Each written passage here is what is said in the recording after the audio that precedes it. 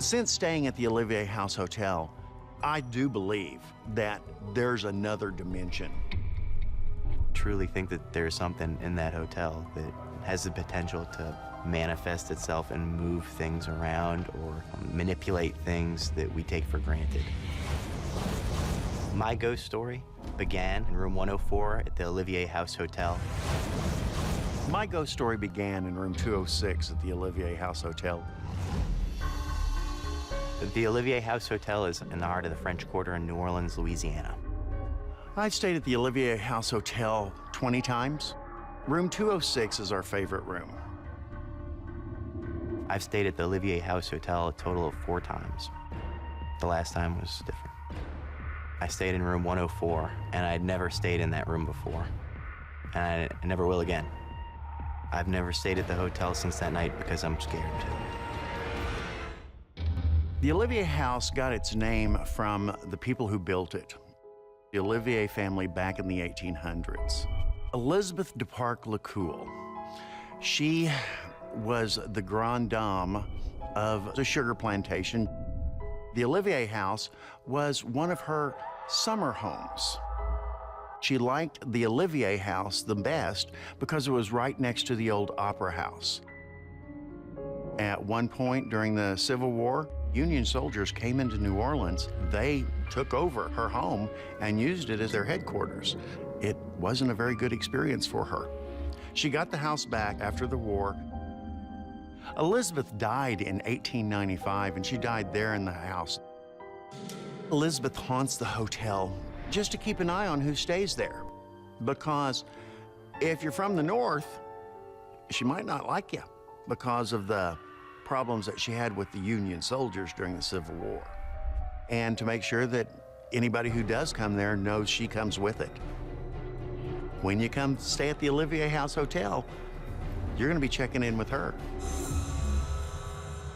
My mother is a desk clerk at the hotel. I heard a bunch of times from my mother that people have had experiences at the hotel, supernatural experiences.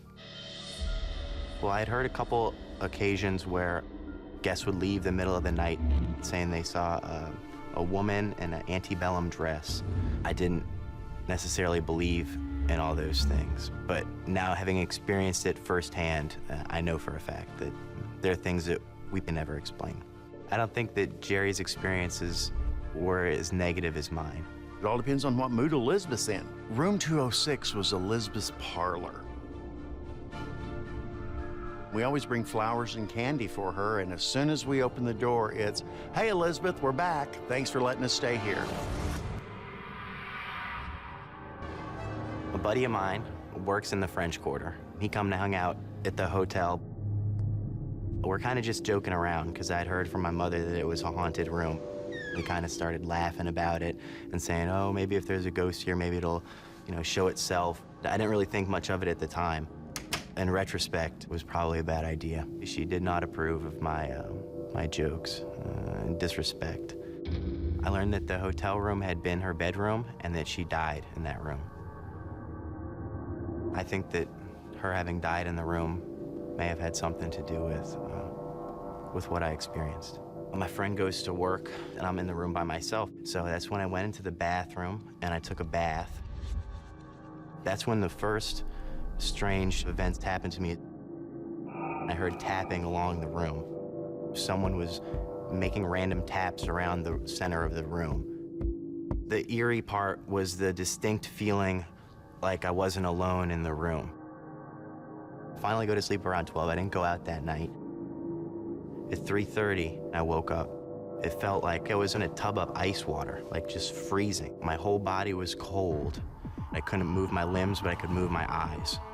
I just couldn't move. My heart was beating a mile a minute, and my adrenaline was jacked up. And that's when I saw a white orb of light expanded a little bit more vertically. It was vibrating with luminance coming from the top and the bottom, going down. It was alive. It didn't feel friendly. It distinctly felt like it was aware of me. And then it came around the bed, to the front of the bed. The worst part was not being able to move, and that the feeling that whatever this was didn't have good intentions toward me. And that's when it went off to the left. I had to get out. Right when I made that thought is when it came back around into the front. Felt like it was looking at me, and then it zipped out. It almost like it just took off, like through a wall, just really fast. As soon as it took off, I could move again. I just knew I had to get out. I knew I had to get out of the room. So I just walked right outside the room and told the night clerk what had happened. I was just really frazzled. He went and got my toothbrush and stuff and brought it back out to me, and then I went home. I'm 100% sure that it wasn't a dream, that this really happened to me. This is the most terrifying experience I've ever had. We've had numerous things happen.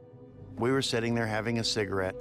We heard noise out on Bourbon Street, so of course went out on the balcony to look, see what's going on. And when we come back in, the ashtray's gone. And sitting there on the coffee table was this bottle of water. We didn't even have any water with us, but this water appeared. It had to have been Elizabeth. There was no other explanation except Elizabeth. She undoubtedly didn't like smoking. I was trying to get the chain lock on the door, and finally I got it hooked on. The next morning we woke up and the chain lock was off the door. It really weirded me out. I was standing up on the stairwell and I hollered at Trace to turn around, so I could take a picture, get home, have the picture developed, and there are 12 orbs floating in that picture. A floating orb is a sign of a spirit, and yeah, Elizabeth is there. In another photo, you can see a vision, a ghosty image of a lady in a dress. She's there. The photo I saw looked like a silhouette of a woman in an antebellum style dress. Yeah, I think it is Elizabeth in the photo. I won't go back because I think Elizabeth looked cool, never left, and I don't think she's gonna leave as long as the place stands.